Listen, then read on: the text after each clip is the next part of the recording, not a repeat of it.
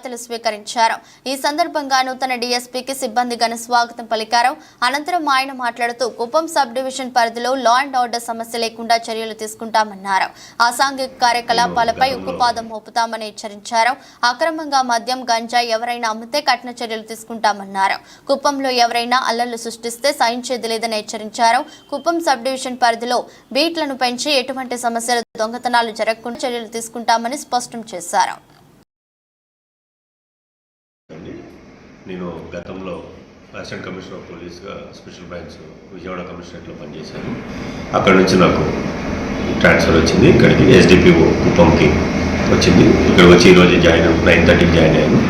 ముఖ్యంగా కుప్పంలో సమస్యల గురించి తెలుసుకున్నప్పుడు ఈ గాంజా తాగే వాళ్ళు కొంతమంది స్టూడెంట్స్ కానీ పిల్లలు కానీ ఉన్నారని తెలిసింది.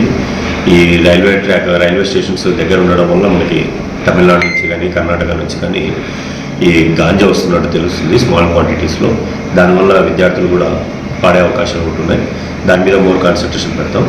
అలాగే ఈ బైకులు నడిపే పిల్లలు కూడా సైలెన్సర్స్ అవి ఎక్కువ సౌండ్ వచ్చే పెట్టుకొని దానివల్ల కూడా కొంత సౌండ్ పొల్యూషన్స్ క్రియేట్ చేస్తున్నారని తెలిసింది. వాటి మీద కూడా సభంగా యాక్షన్ తీసుకుంటాము.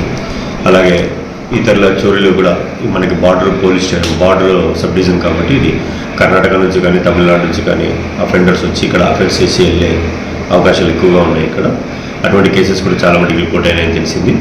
వాటి మీద కూడా సరైన చర్య తీసుకుంటాం. బీట్ సిస్టమ్ని రైజ్ అప్ చేస్తాం. బీట్ సిస్టమ్ ద్వారా కానీ డే బీట్ అంటే నైట్ బీట్స్ వేసేసి ఇటువంటివన్నీ కరెక్ట్ చేస్తాము.